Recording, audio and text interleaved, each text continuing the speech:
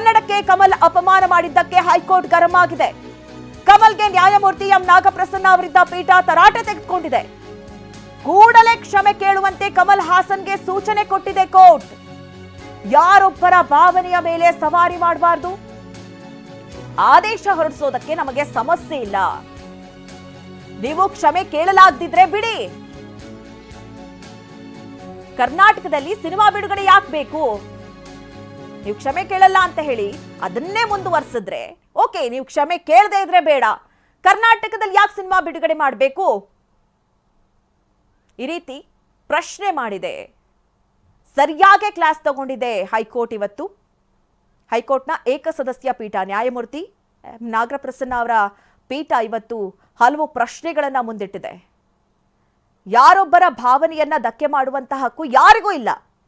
ಈಗ ಕನ್ನಡಿಗರ ಅವರ ಭಾಷೆ ಬಗ್ಗೆ ಇರುವಂತಹ ಅಭಿಮಾನ, ಆದರೆ ಅದಕ್ಕೆ ಧಕ್ಕೆ ಬರುವಂತಹ ಕೆಲಸವನ್ನ ಕಮಲ್ ಹಾಸನ್ ಮಾಡಿದ್ದಾರೆ. ಈ ಬಗ್ಗೆ ಹೆಚ್ಚಿನ ಡೀಟೇಲ್ಸ್ ಅನ್ನ ನೀಡ್ತಾರೆ ನಮ್ಮ ಪ್ರತಿನಿಧಿ ರಮೇಶ್. ನೇರ ಸಂಪರ್ಕದಲ್ಲಿ ನಮ್ಮನ್ನ ಜಾಯ್ನ್ ಆಗ್ತಾ ಇದ್ದಾರೆ. ರಮೇಶ್, ನಾವು ಮತ್ತೆ ಸಂಪರ್ಕಿಸುವಂತಹ ಪ್ರಯತ್ನವನ್ನ ಮಾಡ್ತೇವೆ. ನೋಡ್ತಾ ಇದ್ದೀವಿ ಇವತ್ತು ಏನೆಲ್ಲ ಆಯ್ತು ಹೈಕೋರ್ಟ್ನ ಏಕಸದಸ್ಯ ಪೀಠದಲ್ಲಿ. ಒಂದು ಕಡೆ ರಿಟ್ ಅರ್ಜಿ ಸಲ್ಲಿಸಲಾಗಿತ್ತು, ನಮಗೆ ಭದ್ರತೆಯನ್ನು ಒದಗಿಸಬೇಕು, ಸಿನಿಮಾ ರಿಲೀಸ್ಗೆ ಅವಕಾಶವನ್ನು ಮಾಡಿಕೊಡ್ಬೇಕು ಅನ್ನುವಂಥ ನಿಟ್ಟಿನಲ್ಲಿ. ಆ ವಿಚಾರದಲ್ಲಿ ಈಗ ಹೈಕೋರ್ಟ್ ಒಂದಷ್ಟು ಪ್ರಶ್ನೆಗಳನ್ನು ಮುಂದಿಟ್ಟಿದೆ. ಮಧ್ಯಾಹ್ನ 2:30ಕ್ಕೆ ಅರ್ಜಿಯ ವಿಚಾರಣೆಯನ್ನು ಮುಂದೂಡಿದೆ. ಈ ಬಗ್ಗೆ ಹೆಚ್ಚಿನ ಡೀಟೇಲ್ಸ್ ಅನ್ನ ನೀಡ್ತಾರೆ ನಮ್ಮ ಪ್ರತಿನಿಧಿ ರಮೇಶ್. ನೇರ ಸಂಪರ್ಕದಲ್ಲಿ ನಮ್ಮನ್ನ ಜಾಯ್ನ್ ಆಗ್ತಾ ಇದ್ದಾರೆ. ರಮೇಶ್, ನಾವು ಗಮನಿಸ್ತಾ ಇರೋ ಹಾಗೆ ಕಮಲ್ ಹಾಸನ್ ಅವರು ತಮ್ಮ ಹೇಳಿಕೆಯನ್ನ ಹಿಂತಗೊಳ್ಳೋಕೆ ಅಥವಾ ಕ್ಷಮೆಯಾಚಿಸೋದಕ್ಕೆ ರೆಡಿ ಇಲ್ಲ.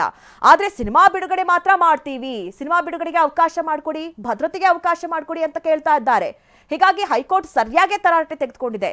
ಇವತ್ತು ಅರ್ಜಿಯ ವಿಚಾರಣೆ ಸಂದರ್ಭದಲ್ಲಿ ಏನೆಲ್ಲ ಆಯ್ತು ಅದ್ರ ಬಗ್ಗೆ ಅಪ್ಡೇಟ್ಸ್ ಕೊಡೋದಾದ್ರೆ ರಮೇಶ್. ಮಧು, ಇವತ್ತು ಹೈಕೋರ್ಟ್ ತೀವ್ರವಾದಂಥ ತರಾಟೆ ತಗೊಂಡಿದೆ ಅಂತ ಹೇಳ್ಬೋದು ಕಮಲ್ ಹಾಸನ್ ಅವ್ರನ್ನ. ಯಾಕಂದರೆ ನೀವು ಕಮರ್ಷಿಯಲ್ ಉದ್ದೇಶದ ಒಂದು ಸಿನಿಮಾವನ್ನು ಬಿಡುಗಡೆ ಮಾಡೋದಕ್ಕೆ ಬಯಸ್ತಾ ಇದ್ದೀರಾ, ಆದರೆ ಜನರ ಭಾವನೆ ಮೇಲೆ ನೀವು ಸವಾರಿ ಮಾಡೋದು ಸರಿಯಿಲ್ಲ ಅಂತೇಳಿ ಬಹಳ ಸ್ಪಷ್ಟವಾಗಿ ನೇರ ಮಾತುಗಳಿಂದ ಕಮಲ್ ಹಾಸನ್ ಹೇಳಿಕೆಯನ್ನು ಖಂಡಿಸಿದೆ. ಜೊತೆಗೆ 1950ರಲ್ಲಿ ಚಕ್ರವರ್ತಿ ರಾಜಗೋಪಾಲಾಚಾರಿ ಅಂತ ಒಬ್ಬ ದೊಡ್ಡ ಗಣ್ಯ ವ್ಯಕ್ತಿನೇ ಇದೇ ರೀತಿಯ ಒಂದು ಹೇಳಿಕೆಯನ್ನು ಕೊಟ್ಟಿದ್ದರು, ತಮಿಳಿನಿಂದ ಕನ್ನಡ ಭಾಷೆ ಬಂದಿದೆ ಅಂತೇಳಿ. ಆದರೆ ನಂತರ ಯಾವಾಗ ಪ್ರತಿಭಟನೆ ವ್ಯಕ್ತ ಆಯಿತು ಆಗ ಇಮಿಡಿಯೇಟಾಗಿ ಅವರು ತಮ್ಮ ಹೇಳಿಕೆಯನ್ನು ಹಿಂಪಡೆದು ಕ್ಷಮೆಯಾಚನೆ ಮಾಡಿದರು. ಆದರೆ ಈಗ ನೀವು ಇದೇ ರೀತಿಯ ಹೇಳಿಕೆಯನ್ನು 75 ವರ್ಷಗಳ ನಂತರ ಕೊಟ್ಟಿದ್ದೀರಾ, ಆದರೆ ಯಾವುದೇ ರೀತಿ ಕ್ಷಮೆಯಾಚನೆ ಮಾಡೋದು ನಿರಾಕರಿಸ್ತಾ ಇದ್ದೀರಾ. ಅವ್ರಿಗೆ ಯಾವುದೇ ರೀತಿಯಾದ ಕಮರ್ಷಿಯಲ್ ಆಸ್ಪೆಕ್ಟ್ ಇರಲಿಲ್ಲ, ಕಮರ್ಷಿಯಲ್ ಉದ್ದೇಶ ಇರಲಿಲ್ಲ. ಆದರೆ ನಿಮ್ಗೆ ಇಲ್ಲಿ ಕಮರ್ಷಿಯಲ್ ಉದ್ದೇಶ ಇದೆ, 300 ಕೋಟಿ ರೂಪಾಯಿ ಇನ್ವೆಸ್ಟ್ ಮಾಡಿದ್ದೀವಿ ಅಂತ ಹೇಳ್ತೀರಾ, ಅದರಿಂದ ಲಾಭ ಪಡಿಬೇಕು ಅಂತ ಬಯಸ್ತಾ ಇದ್ದೀರಾ, ಕರ್ನಾಟಕದ ಜನರಿಂದ ಲಾಭವನ್ನು ಬಯಸ್ತಾ ಇದ್ದೀರಾ. ಆದರೆ ನೀವು ಕ್ಷಮೆಯಾಚನೆಗೆ ಮಾತ್ರ ಸಿದ್ಧ ಇಲ್ಲ. ಈ ರೀತಿ ಕ್ಷಮೆಯಾಚನೆ ಮಾಡ್ದೇನೆ ನೀವು ಹೇಗೆ ನೀವು ಜನರಿಂದ ಅಂದರೆ ಸಿನಿಮಾ ನೋಡಬೇಕು ಅಂತ ಬಯಸ್ತಾ ಇದ್ದೀರಾ? ನಾನು ಕೂಡ ಈ ಸಿನಿಮಾ ನೋಡಬೇಕು ಅಂತ ಇಚ್ಛೆ ಪಟ್ಟಿದ್ದೆ, ಆದರೆ ಈಗ ಈ ಒಂದು ವಿವಾದದಿಂದ ನಾನು ಕೂಡ ಸಿನಿಮಾ ನೋಡೋದಕ್ಕೆ ಬಯಸ್ತಾ ಇಲ್ಲ ಅಂತೇಳಿ ನ್ಯಾಯಮೂರ್ತಿಗಳು ಬಹಳ ನೇರವಾಗಿ ಹೇಳಿದ್ದಾರೆ.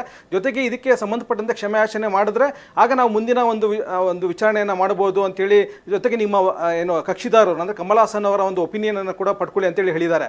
ಕಮಲ್ ಹಾಸನ್ ಪರ ವಕೀಲರ ವಾದ ಏನಂತಂದ್ರೆ, ಇದರಲ್ಲಿ ಎಲ್ಲೂ ಕೂಡ ಭಾಷೆಗೆ ಧಕ್ಕೆ ಆಗುವಂತಹ ಅಥವಾ ಭಾಷೆಯನ್ನು ಕಡೆಗಣಿಸುವಂತಹ ಯಾವುದೇ ಹೇಳಿಕೆಯನ್ನು ಕೊಟ್ಟಿಲ್ಲ.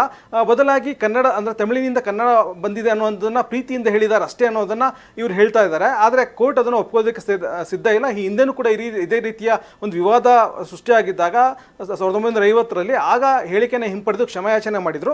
ನೀವು ಕೂಡ ಅದೇ ಮಾದರಿಯನ್ನು ಅನುಸರಿಸಬೇಕು ಅಂತೇಳಿ ಈಗ ಹೈಕೋರ್ಟ್ ಹೇಳ್ತಾ ಇದೆ.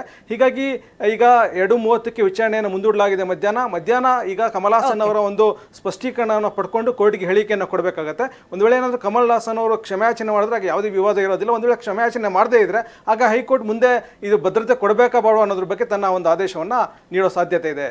ಮಧು. ಓಕೆ ರಮೇಶ್, ಥ್ಯಾಂಕ್ ಯು ನಿಮ್ಮೆಲ್ಲ ಡೀಟೇಲ್ಸ್ಗಾಗಿ. ಇನ್ನು ಫಿಲ್ಮ್ ಚೇಂಬರ್ನಲ್ಲಿ ಇವತ್ತು ಮೀಟಿಂಗ್ ನಡಿಬೇಕಾಗಿತ್ತು, ಇದು ಆರಂಭ ಆಗಿದೆ. ಫಿಲ್ಮ್ ಚೇಂಬರ್ನಲ್ಲಿ ಮೀಟಿಂಗ್ ಕೂಡ ಆರಂಭ ಆಗಿರೋದು ಇದೇ ವಿಚಾರಕ್ಕೆ ಸಂಬಂಧಪಟ್ಟಂತೆ, ಅಂದ್ರೆ ಕಮಲ್ ಹಾಸನ್ ಅವರ ಹೇಳಿಕೆ ವಿಚಾರದಲ್ಲಿ. ಸಿನಿಮಾ ಬ್ಯಾನ್ ಬಗ್ಗೆ ಚರ್ಚೆ ಆಗ್ತಾ ಇದೆ. ಕೆಲವೇ ಕ್ಷಣಗಳಲ್ಲಿ ಸಿನಿಮಾ ರಿಲೀಸ್ ಭವಿಷ್ಯ ನಿರ್ಧಾರವಾಗುತ್ತೆ. ಫಿಲ್ಮ್ ಚೇಂಬರ್ನಲ್ಲಿ ಇವತ್ತು ಮೀಟಿಂಗ್ ಕೂಡ ನಡೀತಾ ಇರುವಂತದ್ದು. ಏಕೆಂದ್ರೆ ಕನ್ನಡಿಗರನ್ನ ಕೆರಳುವಂತೆ ಮಾಡಿದಂತಹ ಕಮಲ್ ಹಾಸನ್ ಅವರ ಚಿತ್ರ ಬಿಡುಗಡೆ ಆಗಬಾರ್ದು, ಅವರ ಸಿನಿಮಾಗೆ ನಮ್ಮ ಕರ್ನಾಟಕದಲ್ಲಿ ಥಿಯೇಟರ್ಗಳನ್ನ ನೀಡಬಾರ್ದು, ಇದು ಕನ್ನಡಿಗರ ಒತ್ತಾಯ. ಹೀಗಾಗಿ ವಿಚಾರಕ್ಕೆ ಸಂಬಂಧಪಟ್ಟಂತೆ ಈಗ ಫಿಲ್ಮ್ ಚೇಂಬರ್ ಕೂಡ ಮೀಟಿಂಗ್ ಆರಂಭ ಆಗಿರೋದು. ಹೀಗಾಗಿ ಯಾವ ನಿರ್ಧಾರ ಆಗತ್ತೆ ಅನ್ನೋದನ್ನ ಕಾದು ನೋಡಬೇಕಾಗಿದೆ.